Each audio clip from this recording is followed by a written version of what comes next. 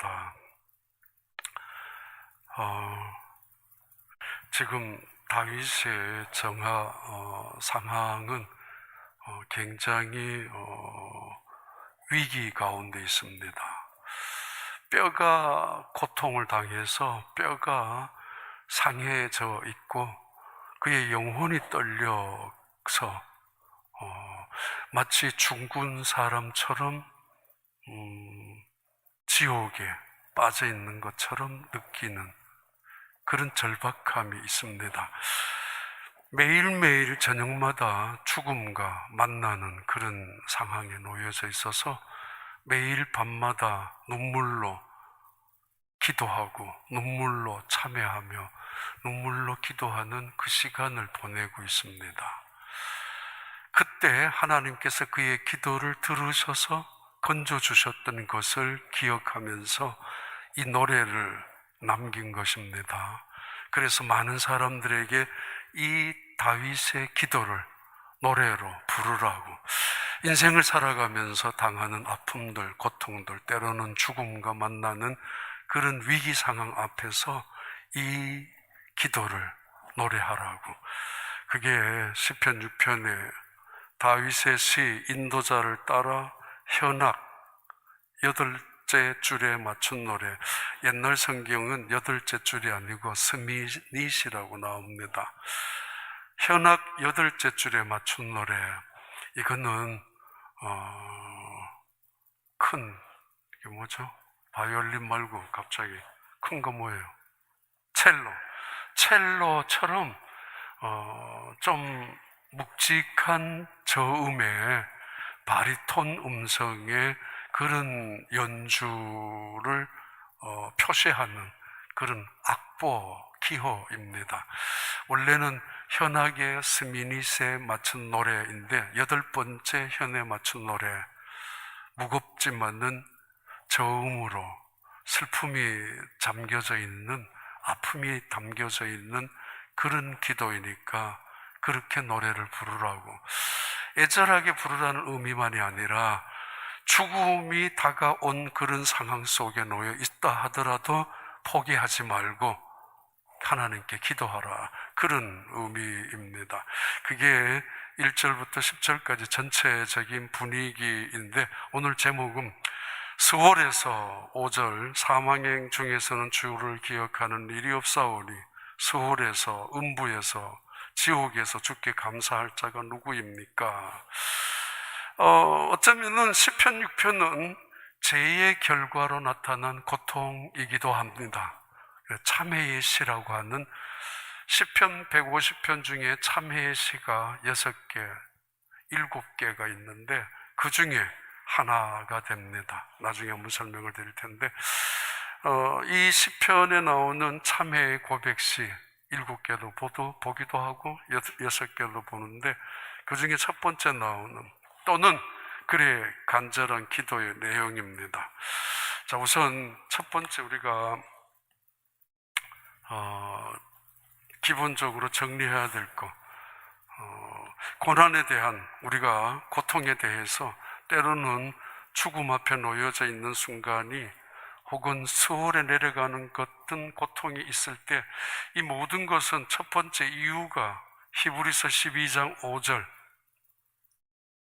봐요. 정리를 합니다. 지금 히브리서 12장 5절부터 같이 읽을까요? 또 아들들에게는 권하는 것 같이 너희에게 권면하신 말씀도 잊었도다. 일러스되 내 아들아, 주의 징계하심을 경히 여기지 말며 그에게 꾸지람을 받을 때에 낙심하지 말라. 주께서 사랑하시는 자를 징계하시고 그가 받아들이시는 아들마다 채찍질 하심이라 하였으니 너희가 참음은 징계를 받기 위함이라.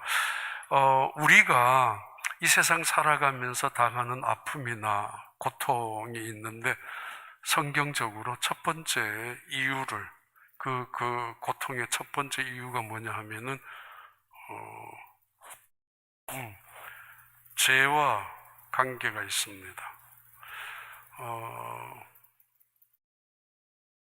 이 한자 가끔 쓰는 이유는 그냥 쓰는 재미가 아니고, 한자의 이 재는 원래 사람들이 이야기는 네 가지가 아닌 것을, 그래서 네 가지가 뭐냐, 그게 재다라고 하는데, 원래 이 한자의 재의 의미는 이 사자가 아니라 그물이라는 표시이고, 여기에 안일 비자가 아니라 왼쪽에 있는 거는 말씀 원자고 오른쪽에 있는 거는 칼도자입니다.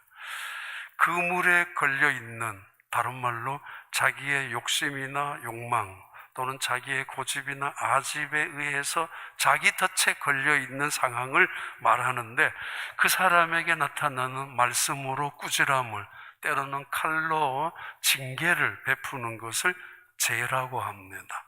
한자의 의미는 이 죄로 인해서 나타나는 것이 고난, 고통, 모든 것이 다 그렇진 않지만은 히브리서 12장에서 나오는 우리에게 고난의 의미, 하나님께서 때로 우리를 채찍질하는 이유는 죄와 관련이 있다는 거죠. 첫 번째 고난의 의미는 이게 히브리서 12장 5절부터 나오는 말씀입니다. 이때 두 가지를 반드시 우리가 가지고 있어야 합니다. 뭐냐 하면은,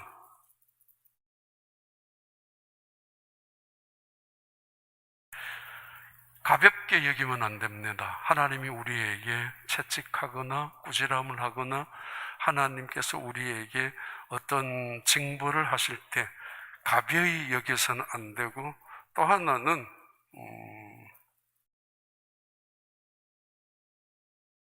낙심하면 안 됩니다.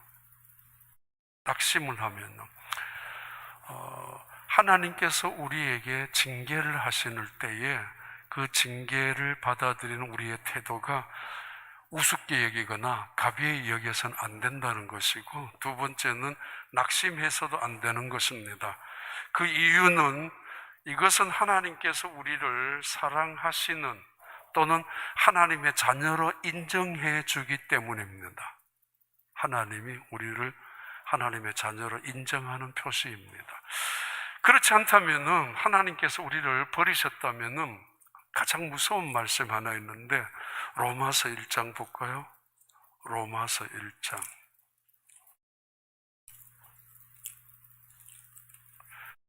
로마서 1장 23절, 24절. 23절, 썩어지지 아니하는 하나님의 영광을 썩어질 사람과 새와 짐승과 기어다니는 동물 모양의 우상으로 바꾸었느니라.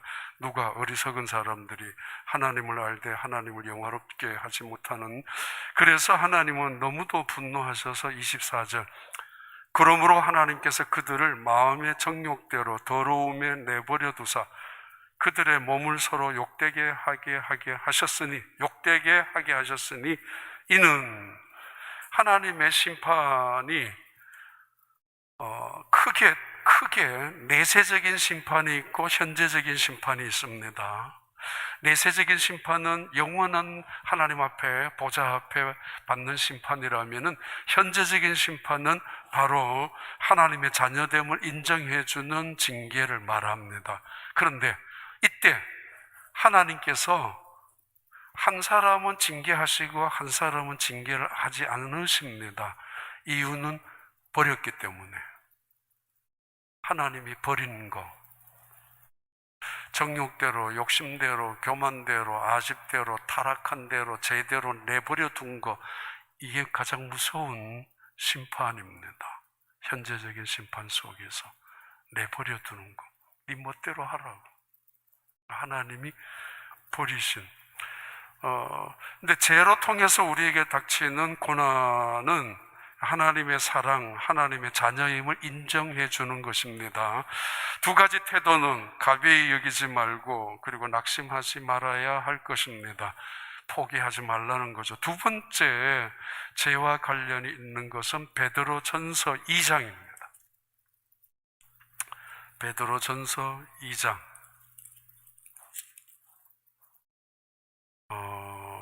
19절. 베드로전서 2장 19절. 부당하게 고난을 받아도 하나님을 생각함으로 슬픔을 참으면 이는 아름다우나 제가 옛날에는 19절을 애매하게 고난을 받아도 이랬죠. 지금은 부당하게 조금 더 적극적으로 표현했는데, 부당하게 고난을 받아도 하나님을 생각함으로 슬픔을 참으면 이는 아름다우나 죄가 있어 매를 맞고 참으면 무슨 칭찬이 있으리요. 그러나 선을 행함으로 고난을 받고 참으면 이는 하나님 앞에 아름다우니라. 아름답다, 아름답다 두 번 반복되는데, 중요한 것은 고난의 두 번째 이유입니다. 또 하나의 이유는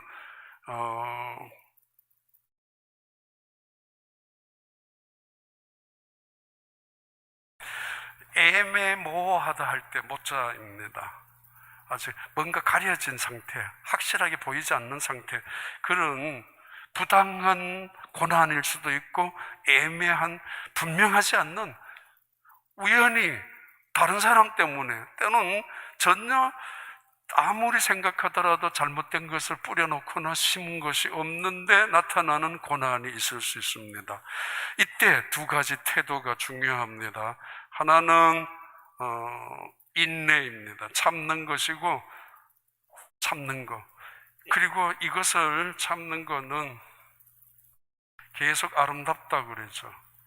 애매한 고난 속에서 참고 내가 인내하는 것은 이보다 더 아름다운 일이 없다고 세상에서 진선미를 말하는데, 부당한 고난, 애매한 고난을 받았을 때에 인내하는 것만큼 아름다운 것이 없다는 이야기죠.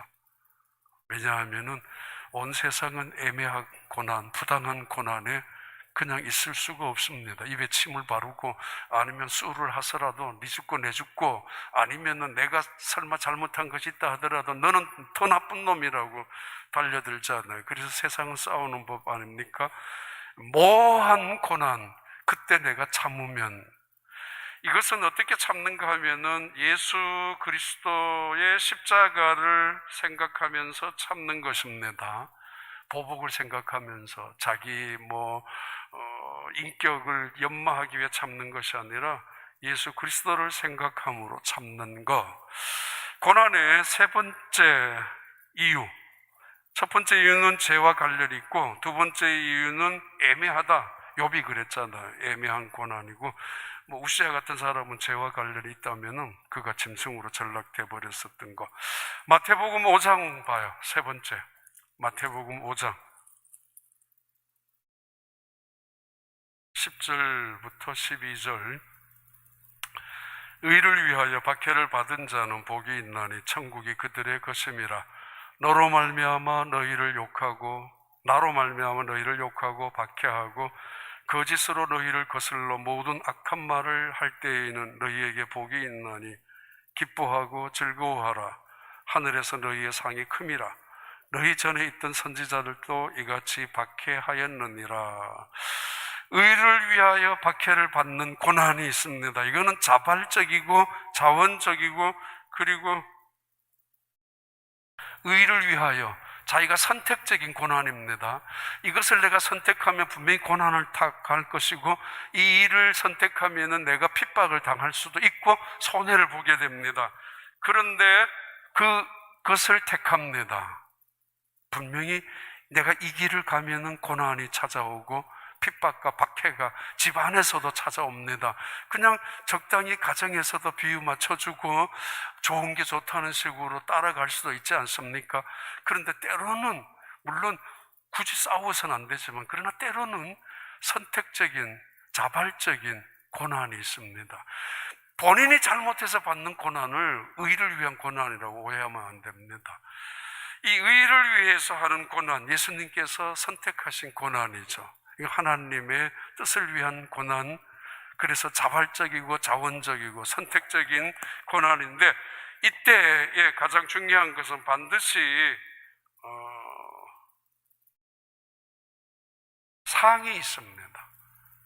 이 죄를 위해서 나타나는 고난도, 또 애매한 고난도 있지만은 의를 위해서 핍박을 받는 고난은 반드시 면류관이라는, 영광의 면류관이라는 사항이 있고, 성경은 이것을 선이라고 합니다. 선. 이 선이 우리 저 선교센터, 선교홀 이름 토부잖아요. 그 선입니다. 의를 위해서 선교사님들이 선교지에 가서 굳이 가서 당하는, 근데 너희 선지자들이 받는 상도 이와 같고, 이것을 하나님은 선이라고 부릅니다. 일반적인 그리고 가장 기본적인 고난에 대한 세 가지인데, 성경에서는 이 고난에 대해서 로마서 8장 18절 하나만 찾고요. 로마서 8장 18절 같이 한번 읽겠습니다. 로마서 8장 18절 같이 읽습니다. 생각하건대 현재의 고난은 장차 우리에게 나타날 영광과 비교할 수 없도다. 그렇죠. 자, 그 다음 시편 6편에서 다윗의 삶의 자리에서 부르짖음, 시편 6편에서에 나타나는 다윗의 삶의 자리에서 부르짖음. 여기 여호와여 여호와여 여호와여, 마치 운율처럼 노래 가락처럼 붙어있는 중요한 단어가 여호와여입니다. 제호바 제호바 제호바라는 단어가 모든 절마다 운율처럼 붙어 있습니다. 근데 우리 성경은 그 단어를 제일 앞으로 옮겼습니다. 자, 이 다윗이 죄로 인해서 고난을 당하든지 아니면 억울한 고난이든지 자발적인 고난이든지 그는 인생을 살아가면서 아픔을 당하고 있는 것은 사실입니다. 자기 아들 때문인지 사울 왕 때문인지 아니면 요압 장군 때문인지 말입니다. 1번, 여호와여 주의 분노로 책망하지 마소서. 더 이상 do not rebuke me in anger, in your anger. 당신의 그 분노 안에서 나를 책망하지 마세요. 이게 그런 말이죠. 하나님, 이제 그만 나 혼 좀 내세요. 그만 혼내주시면 안 됩니까? 나 너무 지쳤습니다. 이제는 나를 그만 혼내는 걸 멈춰 주시면 안 되겠습니까? 라는 그런 애원과 간절함의 부르짖음입니다. 주의 진노로 나를 징계하지 마소서. 내가 죄값으로 지금 하나님으로부터 매를 당하고 있지만은, 그래서 내 뼈가 흔들리고 내 영혼도 흔들리고 내 눈이 근심으로 사로잡혀서 내 눈이 어두워서 볼지도 못하고 너무 울어서 너무 걱정이 많아서 내가 침상에서 눈물을 흘리고 있는 중인데, 하나님 이제 그만해 주시면 안 되겠습니까? 다윗이니까 이런 고백을 할 수 있죠. 일단 이것은 인정하는 겁니다. 하나님, 제가 뭘 그렇게 잘못했다고 이렇게 때려요? 내가 이렇게 맞아야 될 만큼 그렇게 큰 잘못을 저질렀단 말이에요? 아니, 그럼 다른 사람들은 왜 보고만 있단 말입니까? 내가 이렇게 맞아야 될 이유가 뭡니까? 이러려고 하나님은 나를 부르셨단 말입니까? 이럴 수도 있을 텐데 말이에요. 다윗은 아무튼 하나님을 향하여 애원하고 있습니다. 제발 이제 그만 좀 혼내달라고, 어쩌면은 그만해주면 안 되겠습니까? 라고 지금 호소하고 있는 그런 1절의 분위기죠. 두 번째는 여호와여 내게 은혜를 베풀어 주소서. 내가 수척하였습니다. 내 몸이 시들어가는 꽃처럼 꺼져가는 등불처럼 흐물흐물하고 있습니다. 근래에 죽어가는 분들을 가까이에서 보기도 하고, 또 어떤 분들은 절대로 오지 못하게 하니까 그런 가까이 간 몇 분들이 있어요. 옆에서 돌아가시는 분, 뼈만 남는 분들을 본인들이 그러죠. 나중에 나를 보이지 말게 하라고. 어떤 분은 돌아가시면서 전화 오는 걸 굉장히 좋아합니다. 기도해달라고. 이 사람, 저 사람, 기도받을 때 마치 큰 힘을 얻는 것처럼 그러다가도 돌아가시고, 어떤 분은 목사님, 누구한테도 알리면 안 됩니다. 내 혼자 이렇게 있다가 하나님 앞에 갈 거예요. 근데 분명한 거, 저녁만 되면, 밤만 되면은 제가 받는 분들, 몇 달을 못 먹고 못 견디다가 돌아가신 분들, 저녁이 굉장히 두려웠을 텐데 어떻게 특히 여자분들이 그걸 담대하게 받아들였을까? 굉장히 마음에 도전을 받기도 했습니다. 죽음이라는 게 얼마나 무서운지 아십니까? 간단한 게 아닙니다. 바로 며칠 전에도 어떤 분 다시 암 수술을 했었는데 또 다시 가야 된다고 그래서 이번에 다시 가면은 또 코로나 바이러스 다시 검사해야 되는데 이게 또 너무 한편으로는 너무 두렵고 또 한편으로는 이제 뭐 살 만큼 살았는데, 근데 자기 남편만 생각하면은 자기 남편이 자기와 결혼해서 아이도 없이 이때까지 그거 생각하는 게 너무 미안해서 기회를 주면 좋겠다고 하시는 분도 계시고 그래요. 어느 쪽이 잘 받아들이는지 모르겠지만은 성격상 유형이 다 다르기도 합니다. 지금 다윗은 죽음 직전에 놓여 있지만은 이렇게 말하고 있습니다. 하나님의 베풀어 주신 그 손길이 그리워집니다. 하나님의 나를 품어주셨던, 내가 그 외롭고 힘들고 고통 속에 살았을 때에 나를 품어주셨던 하나님의 품이 그립습니다. 나에게 은혜를 베풀어 주세요. 이렇게 고백하고 있죠. 두 번째는 여호와여 내게 은혜를 베풀어 주소서. 내가 수척하였습니다. 시들어가는 꽃처럼 꺾여가고 있고 메말라지고 있고 꺼져가는 심지처럼 그 생명이라는 게 갑자기 돌아가시는 분도 계시죠. 오늘 저녁에도 잠깐 생각했지만 아주 오래전에 우리 성가대 지휘자 하시는 그 와이프가 순식간에 교통사고로 돌아가신 적이 있습니다. 그렇게 갑자기 돌발적으로 돌아가시기도 하지만 하나님께, 그러나 서서히 온 가족들이 다 보는 앞에서 서서히 그 마지막 그 숨 쉬는 거까지 보게 하는, 그렇게 돌아가시는 분도 계세요. 다윗은 내게 은혜를 베풀어 주소서라고 고백하고 있습니다. 그리고 여호와여 세 번째 나를 고치소서. 나의 뼈가 떨리오며 나의 영혼도 떨리나이다. 나를 고치소서.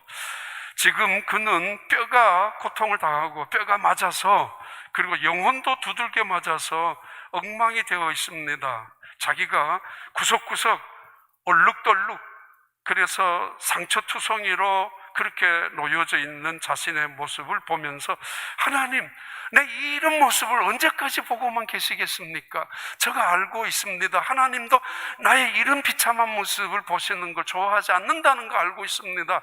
하나님도 내가 이 상처투성이 속에서 괴로워서 숨도 못 쉬고 있는 거, 온몸이 상처투성이고 온몸이 정말 뼈처럼 고통을 당하고 영혼도 흔들리고 있는 거 하나님이 보시기에도 가슴 아파하지 않습니까? 제가 알고 있지 않습니까? 이제는 고쳐주세요 라고 말하고 있죠. 여호와여 나를 고치소서. 나의 뼈가 떨리오며 나의 영혼도 떨리나이다. 그리고 네 번째는 여호와여 주의 사랑으로 나를 구원하소서. 여호와여 돌아와서 나의 영혼을 건져주셔야 합니다. 이렇게 하죠. 하나님, 이제라도 돌아오셔서 이 싸움을 끝장내주세요. 이제라도 주님 일어나셔서 서서서 저 원수들을 끝장내달라니까요. 이게 기회가 아닙니까? 지금이 아닙니까? 라고 말하고 있는 다윗의 기도이죠. 나중에 기억하면서 기록한 시편 6편입니다.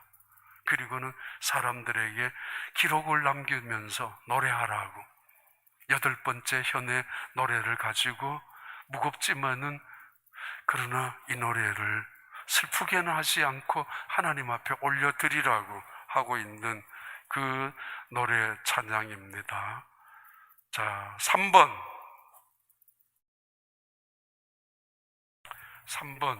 시편 6편에서 다윗의 부르짖음과 하나님의 응답입니다. 자, 중요한 주제가 나오죠. 하나님, 사망 중에서 주를 기억할 자가 이 땅에 누가 있단 말입니까? 지옥에서 주님께 감사할 자가 어디 있겠습니까? 아무도 없습니다. 그 말입니다. 이제라도 나를 건져주셔야 합니다. 지금이 가장 적합한 시기가 아니겠습니까? 하나님, 나는 이제 지쳤습니다. 더 이상 힘이 없습니다. 지금 나를 건져주셔야 합니다. 만약에 이대로 내가 죽는다면 지옥에서 이대로 썩어버릴 텐데 어떻게 하나님을 찬양할 수가 있습니까? 이 몸으로 나를 다시 살려주세요라는 간절함이죠. 내가 다시 살아난다면, 하나님이 나를 살려준다면 이 스올 같은 환경 속에서, 이 음부에서 나를 건져주신다면 내가 평생 감사하며 살 것입니다. 세상은 다윗을 보고 하나님이 다윗을 버렸다라고, 다윗도 이제 비참하다고, 아니 그것이 하나님께 영광이 되겠습니까? 내가 지옥에 떨어져서 하나님께 어떻게 감사할 수가 있겠단 말입니까? 세상 사람들은 오히려 나를 조롱할 것이고, 그리고 하나님마저도 하나님께도 영광이 되지 않는 일 아니겠습니까? 라는 말이죠. 절박한 기도죠. 내가 어떻게 스올에 내려가서 하나님께 감사할 수가 있겠단 말입니까? 지옥에서 하나님을 찬양할 수 있어요? 원망만 하겠잖아요. 그래서 살려달라고, 나에게 다시 기회를 달라고, 이 자리에, 지옥과 같은 스올과 같은 이 자리에서 나를 건져달라는 것입니다. 나는 지쳤습니다. 너무도 지쳤습니다. 마치 40일 밤낮을 떠돌아다니는 배처럼 나의 침대는 내 눈물 홍수 위를 떠다니고 있습니다. 매트리스는 눈물에 흠뻑 젖어 눅눅해졌고 내 눈은 검게 움푹 파여지고 말았습니다. 왜냐하면 2번입니다. 내 눈이 근심으로 새하며 내 모든 대적으로 말미암아 어두워졌나이다. 얼마나 속이 상했으면은, 얼마나 억울했으면은, 그 대적들을 생각하기만 하면은 눈이 어두워지게 됩니다. 얼마나 마음속에 아픔이나 고통이 힘이 들었으면은 근심 때문에, 어쩌면 하나님께서 더 큰 징계로 나를 덮으실 수도 있다라는 두려움 때문에 그의 걱정과 그의 근심이 그의 눈꺼풀을 덮고 있습니다. 그래서 밤에 잠을 못 자고 나면은 눈이 휑하게 되고 먹지 못하고, 그래서 눈은 점점 들어가게 되고, 그런 상황에 놓여져 있습니다. 정신적으로, 육체적으로 살아있지만은 마치 해골처럼 그렇게 보여지게 있습니다. 이런 상황 속에서 3번, 여호와께서 내 울음소리와 내 간구를 들으셨으며 내 기도를 받으시리로다. 여호와께서 내 울음소리와 내 간구를 들으셨으며 내 기도를 받으시리로다. 과거, 현재, 미래까지 말하고 있죠. 내 울음소리를 들으셨던 하나님, 그래서 위로하시고 눈물을 닦아주셨던 하나님, 현재 내 기도를 듣고 내 간구를 듣고 계시는 하나님, 옆에 계셔서 나의 시름소리까지 알고 계시는 그 하나님, 그리고 앞으로도 내가 기도할 때마다 들으실 것을 확신하는 그 다윗의 심정을 고백하고 있죠. 내 울음소리를 들으셨고 내 간구를 듣고 계시고 내 기도를 받으실 것이라고. 언제 이야기 들었나요? 그런 영화가 있습니다. 덕혜옹주라고, 고종의 우리나라 조선시대 마지막 왕이기도 하고 황제이기도 하고 고종 황제의 딸이었죠. 덕혜옹주라고. 공주도 아니고 옹주인데 12살 땐가 일본에 인질로 잡혀가잖아요. 유학이라는 명목으로 일본에 가서 결혼도 하고 그랬는데 62세에 한국으로 돌아왔어요. 그 덕혜옹주라는 분이 결혼해서 낳은 딸도 정신이 이상이 되어서 실종이 된 채 찾지도 못하고 죽었고요. 어디 가서 죽었는지 확인도 못하고 나중에 이혼해서 이 덕혜옹주라는 이 여자분은 정신병원에 있다가 거의 35년 만에 한국에 돌아왔는데 그때 궁궐에 있었던 궁녀들이 공항에도 가고 그랬었던 사진도 봤습니다. 그 여자 덕혜옹주가 할머니가 되어서 정신도 이상이 되어서 왔는데 그의 손에 들고 있었던 게 보온병이 있었다고요. 보온병, 따뜻한 물 담는 어느 선교사님 와이프가 분명히 고종 황제에게 선물했을 것이고 또 그때 그 후궁 중에 한 명이 있던 그분이 딸을 낳자 그 딸나이가 그 목이 좀 안 좋았는지 늘 따뜻한 물을 먹어야 된다고.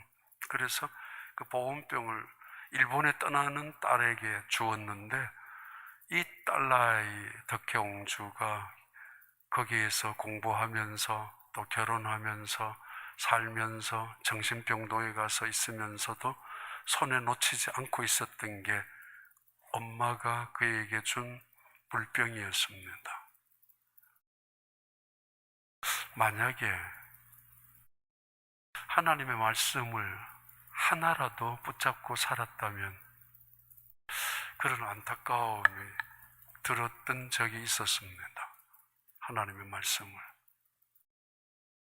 많은 사람들이 삶의 가치가 바뀌어지고 인생에서 역전을 경험하게 되고 이 세상에서 어디로 선교의 사역을 떠나게 되는 이유들은 성경 한 권을 다 읽고 성경을 백독하고 천독한 것은 아닙니다.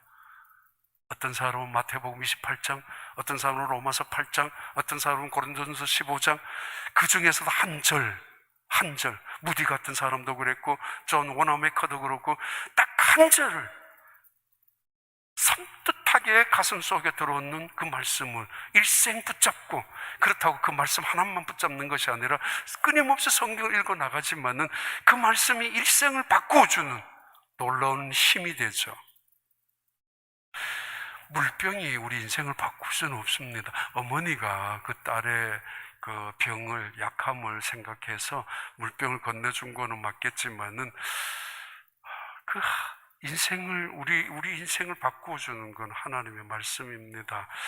여기에 이렇게 나와 있습니다. 내 모든 원수들이 부끄러움을 당하고, 4번, 내 모든 원수들이 부끄러움을 당하고 심히 떨미어 갑자기 부끄러워 물러가리이다. 굉장히 운율적으로 그리고 의미 있게, 처음에는 내가 부끄러움을 당하고 내 뼈가 떨고 있고 내 영혼도 떤다 그랬죠. 그러나 마지막에는 내 원수들이 부끄러움을 당하게 됩니다. 역전이죠. 하나님의 기도의 응답이죠. 그리고 그들이 떨고 있습니다. 그것도 한 정도의 떠는 흉내를 내는 것이 아니라 심히 떨미어 원수들이, 그리고 갑자기 호련히 부끄러워서 그들이 물러가릴 것이라고 이렇게 나오죠. 공동번역에서는 썩 꺼져버려라 이 마귀의 졸개들아. 자기를 비방하고 조롱하고 자기를 짓밟고 모욕하고 하나님의 영광을 짓밟고 있는 그들, 대적자들을 향하여 이 마귀의 졸개들아 썩 꺼져라. 마침내 하나님께서 내 흐느끼는 소리를 들으셨구나. 마침내 내 간구를 모두 들으시고 내 기도에 응답해 주셨다. 이 겁쟁이들아, 이 원수들아, 물러가라. 이 세상에 나의 원수들이 물러가는구나. 그들이 굴욕을 당하고 꽁무리를 빼는구나. 이 공동번역에 나오는 시편 6편의 말씀입니다. 자, 다시 한번 시편 6편으로 넘겨볼까요? 방금 읽었던 내용을 한번 읽고 마칩니다. 시편 6편.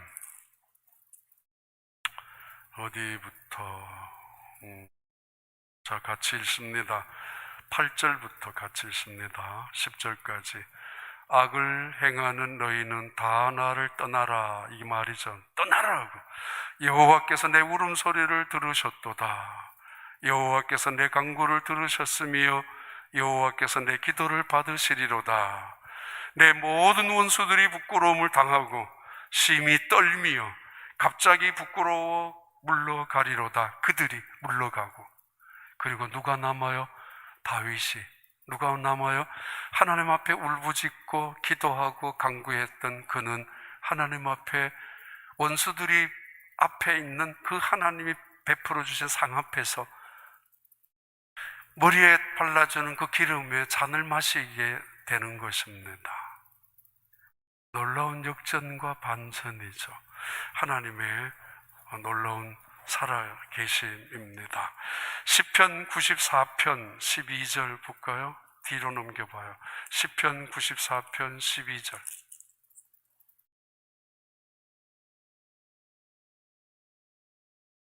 13절까지 같이 읽습니다. 여호와여, 주로부터 징벌을 받으며 주의 법으로 교훈하심을 받는 자가 복이 있나니. 버림을 받는 사람이 복이 있는 게 아니고, 자, 13절. 이런 사람에게는 환난의 날을 피하게 하사 악인을 위하여 구덩이를 팔 때까지 평안을 주시리이다.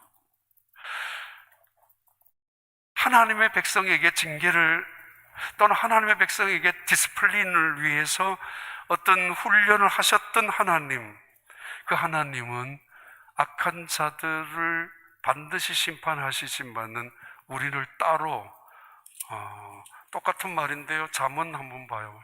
잠언 3장 12절. 잠언 3장 12절 같이 읽습니다. 11절 12절.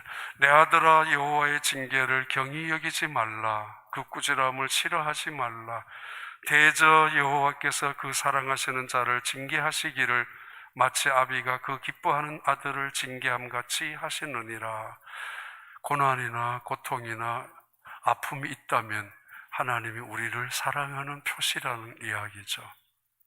그러기에 그 속에서 하나님의 뜻을 깨달아야 되고 하나님의 은혜를 경험해야 합니다. 그렇다고 경히 여기거나 지나칠 정도로 낙심해서는 안 되는 것입니다. 시편 6편은 그런 의미입니다. 우리 다 함께 일어나셔서 아까 불렀던 찬송가 우리 한번 할까요? 308장입니다.